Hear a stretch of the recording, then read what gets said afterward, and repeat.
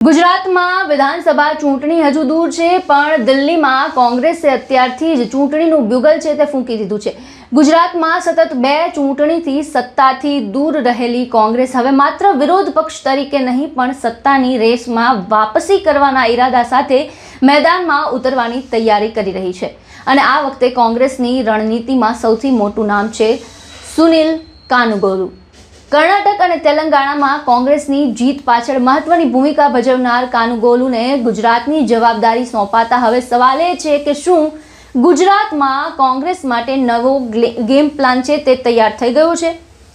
કોંગ્રેસ હાઈકમાન્ડે ગુજરાત માટે અત્યારથી જ મિશન ગુજરાત શરૂ કરી દીધું છે। આગામી વિધાનસભાની ચૂંટણીને ધ્યાનમાં રાખીને પાર્ટી સંગઠનથી લઈને સંભવિત ઉમેદવાર સુધી દરેક સ્તરે પ્લાનિંગ છે તે શરૂ થઈ ગયું છે। સૌથી મહત્વની વાત એ છે કે સુનિલ કાનુગોલુ હવે ગુજરાત કોંગ્રેસની ચૂંટણીલક્ષી રણનીતિમાં મહત્વની ભૂમિકા ભજવશે। કર્ણાટક અને તેલંગાણામાં કોંગ્રેસને સત્તા સુધી પહોંચાડવામાં તેમની રણનીતિ ચર્ચામાં રહી હતી। હવે ગુજરાતમાં તેઓ કોંગ્રેસ માટે કેટલાક અસરકારક ગેમ પ્લાન છે તે તૈયાર કરે છે, તેના પર સૌની નજર રહેશે। કોંગ્રેસ હવે ગુજરાત પ્રદેશ સંગઠનમાં પણ મોટો ફેરફાર કરવાની તૈયારીમાં છે। સૂત્રો મુજબ ઓગસ્ટ મહિનાના અંત સુધીમાં સંગઠનના અનેક મહત્વના હોદ્દા પર નવા ચહેરાઓની એન્ટ્રી થઈ શકે છે। કાર્યકારી અધ્યક્ષથી લઈને વિવિધ મોરચાના અધ્યક્ષ સુધી સક્રિય અને જમીન સાથે જોડાયેલા નેતાઓને જવાબદારી આપવાની તૈયારી છે। જે નેતાઓ માત્ર હોદ્દો ભોગવે છે પણ સંગઠન માટે સક્રિય નથી, તેમને સાઇડલાઇન કરવાની નીતિ અપનાવવામાં આવી શકે છે। એટલે કે કોંગ્રેસ હવે હોદ્દેદાર નહીં પણ ગ્રાઉન્ડ વર્કરને મહત્વ આપવાની દિશામાં આગળ વધી રહી છે। આ વખતે કોંગ્રેસ સૌથી મોટી ભૂલ સુધારવા માંગે છે એ છે ટિકિટની છેલ્લી ઘડીએ થતી જાહેરાત। 2017 અને 2022ની ચૂંટણીના પરિણામો અને અગાઉના પ્રદર્શનના આધારે આશરે 50 મજબૂત સંભવિત ઉમેદવારોની પસંદગી કરી તેમને અત્યારથી જ મેદાનમાં ઉતારવાની તૈયારી છે।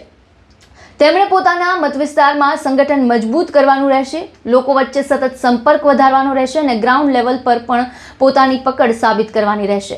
સૌથી મહત્વનું, આ તમામ કામગીરી પર હાઈકમાન્ડ સીધી નજર રાખશે। એટલે આ વખતે કોંગ્રેસની રણનીતિ સ્પષ્ટ દેખાઈ રહી છે। પહેલા ઉમેદવાર તૈયાર, પછી ચૂંટણી। બીજી તરફ સ્થાનિક સ્વરાજની ચૂંટણીઓ લગભગ 3 મહિના વીતી ગયો છે, તેમ છતાં અમદાવાદ સહિતની મહાનગરપાલિકાઓમાં કોંગ્રેસ વિપક્ષના નેતાના મુદ્દે આંતરિક ખેંચતાણમાંથી બહાર આવી નથી। પણ અમદાવાદ મ્યુનિસિપલ કોર્પોરેશનમાં હવે નિર્ણય અંતિમ તબક્કામાં હોવાનું માનવામાં આવે છે। નીરવ બક્ષીનું નામ વિપક્ષના નેતા તરીકે લગભગ નક્કી માનવામાં આવી રહ્યું છે અને અમદાવાદ શહેરના કોંગ્રેસના ધારાસભ્યો પણ તેમના નામને સમર્થન આપી રહ્યા હોવાનું કહેવાય છે। હવે માત્ર સત્તાવાર જાહેરાતની રાહ જોવાઈ રહી છે। તો ગુજરાતમાં કોંગ્રેસે આ વખતે માત્ર ચૂંટણી લડવાની નહીં પણ ચૂંટણીની તૈયારી વર્ષો નહીં મહિનાઓ અગાઉથી શરૂ કરવાની રણનીતિ અપનાવી છે।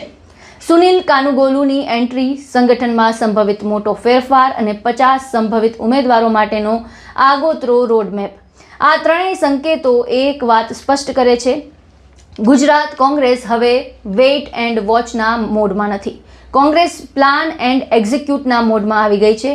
પણ સૌથી મોટો સવાલ હજુ એ જ છે, શું દિલ્હીથી તૈયાર થયેલી આ બ્લ્યુપ્રિન્ટ ગુજરાતની ધરતી પર કોંગ્રેસને ફરી સત્તાની રેસમાં લાવી શકશે? આનો જવાબ આગામી ચૂંટણીના મેદાનમાં જ મળશે। આ મુદ્દે આપના શું વિચાર છે? અમને કોમેન્ટ બોક્સમાં જણાવો ને, અને આપને અમારો આ વિડીયો પસંદ આવ્યો હોય તો તેને લાઇક અને શેર કરી અમારી ચેનલને સબસ્ક્રાઇબ કરવાનું ભૂલશો નહીં। ફરી મળીશું નવા વિડીયો સાથે। મને આપશો રજા। નમસ્કાર।